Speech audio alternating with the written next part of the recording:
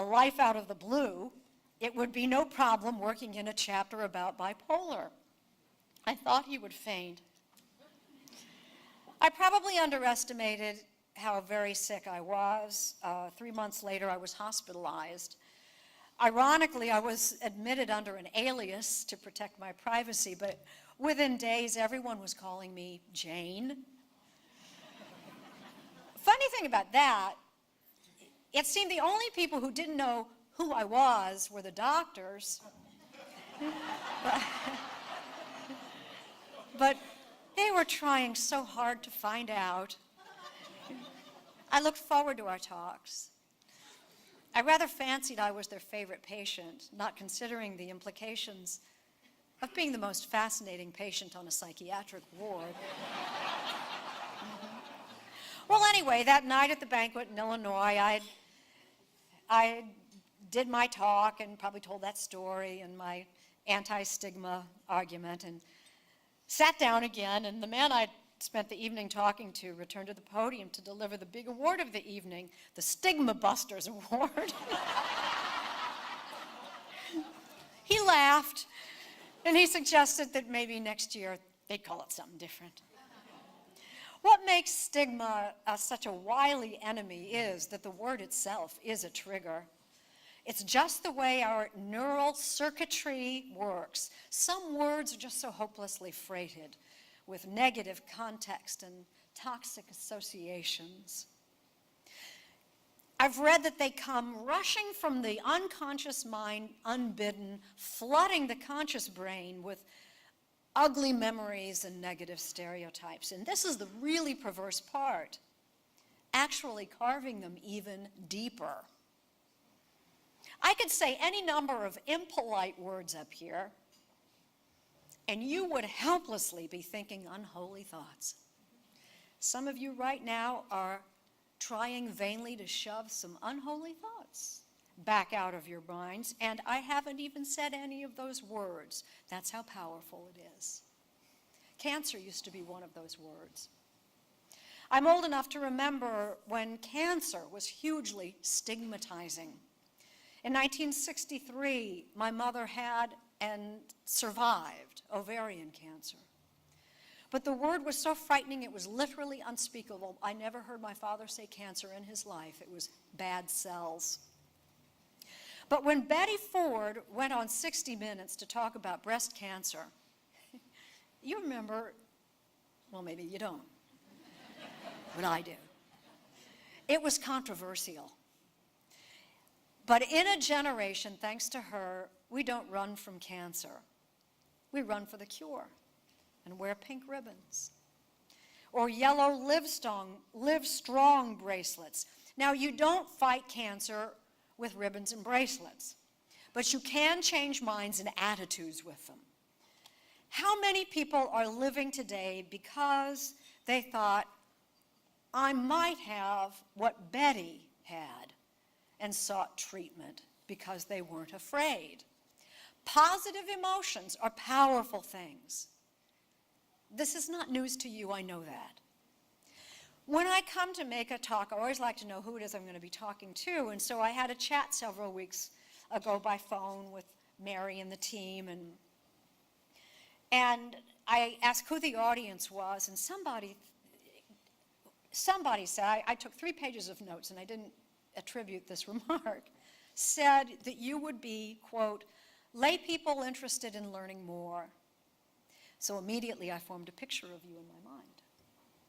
You would be people who are interested in learning things, people open to new ideas, eager to understand more about mental disorders. I was also told that you were community boosters. That's obvious. And given the kind of community event that this is, I extrapolated that you would be the kind of people whose idea of community is broader than the neighborhood where you parked your car. So I was thinking about you when I was in Denver last week. The homeless man who asked for the autograph, he came back. He asked for some money. He told me he didn't have 10 cents. And could I? So I gave him $20 and told him to get something to eat. But first he wanted to talk a while. We talked about Katie. We talked about renewable energy. Oh, he had ideas about renewable energy. Lots of ideas. They tumbled out faster and faster and faster until the hotel sent someone over and he noticed and beat a retreat. I never saw him again. He hadn't asked for medical advice. Clearly, he needed some. His name was Eric. Eric is one of the invisible members of our communities, but you see them. You not only see them, the troubled kids, the veterans, the prison populations. You reach out. Isolation is one of the factors that can make depression sometimes a fatal disease, and you reach out. This is an organization ahead of the curve with a results-based growth curve that would be the envy of any great city. But what really got my attention was the name of the event today, Hope, Health, and Healing. Not a hint of stigma. It turned out Houston's Depression Bipolar Alliance was way ahead of its time, way ahead of me. I even wondered about my stigma message. I mean, what would be the point of preaching to the choir? But I decided it was like my sister's chandelier story, that my message might not be original to you, but that it might be validating. So consider this a booster shot. Here is the good news. We have positive and powerful new tools to understand mental health disorders like depression, unipolar and bipolar. My sister-in-law, Gary's sister, is a medical reporter. She's a good explainer. And Shelley tells me that the brain is made up of many working parts. One part of the brain, she says, is key in bipolar is called the cingulate. It's basically a bundle of nerve cells, a kind of a chemical electrical switch, she described it. And for people with bipolar disorder, this switch has a hair trigger that explains the erratic behaviors and moods. Once you visualize the brain that way, a chemical electrical switch, you really can't see it any other way. Demystifying mental health is a huge step toward destigmatizing mental illness. They don't teach messaging in medical school, so as advocates, let's make that our business, rethinking our message. As Betty Ford and Lance Armstrong and Michael J. Fox have shown, negative stereotypes are vulnerable to positive imaging. A moment ago, I used the phrase neural circuitry, and no one batted an eyelash. I sometimes talk about putting something on my hard drive, as if I know what a hard drive is. I have the memory of an Etch-a-Sketch. I'm pretty amazed at the Etch-a-Sketch, but we use these words. I overheard a conversation at my house. My old high school and college friend Judy was visiting. She was telling Gary about working on a golf game with a trainer named Lou. And they had some kind of a drill where she'd say, swing it to Lou, over and over again. And I overheard Gary say to Judy, you were rewiring your brain. Exactly, Judy said. Exactly, I thought. Our parents never had that thought. Our children could never think any other way. Here is a useful analogy. In my 1950s childhood, outer space was where Martians and aliens came from. But when I was a teenager, outer space was replaced with a new phrase, the space program. I'm in Houston. I just got that.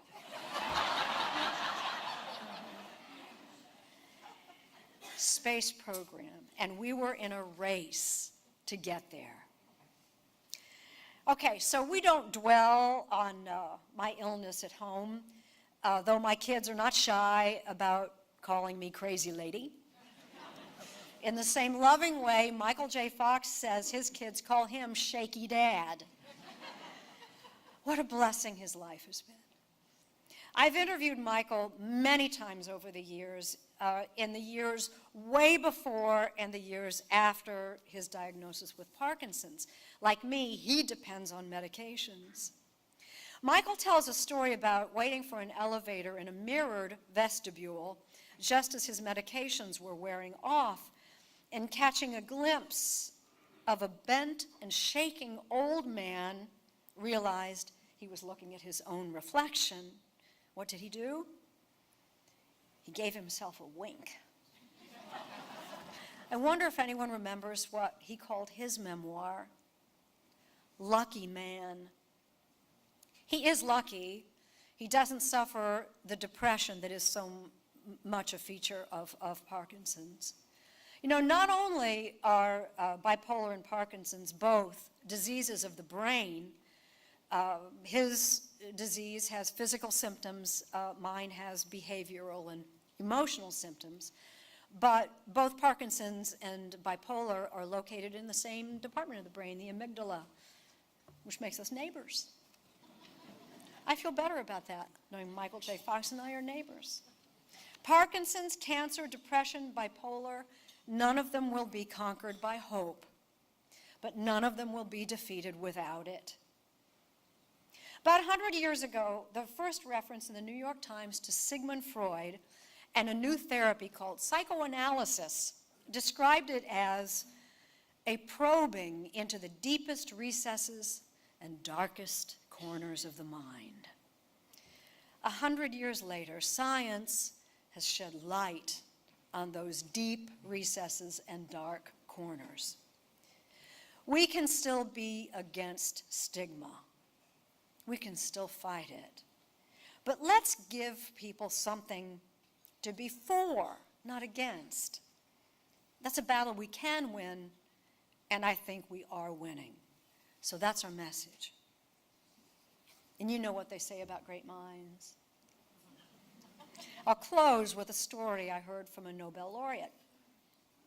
The daughter of Sigmund Freud's best friend, which I think is kind of funny to think about Sigmund and his buddy, I don't know. So this young woman was training to be a psychoanalyst, and as part of her training, of course, would be required to undergo psychoanalysis. She wanted the great man to do it. He was reluctant because of their personal relationship, but finally he relents. Later, when the analysis was complete, he is said to have told her, "I always liked you, but now that I know you have problems, I like you even better." Thank you for including me today, and God bless you for the work you do.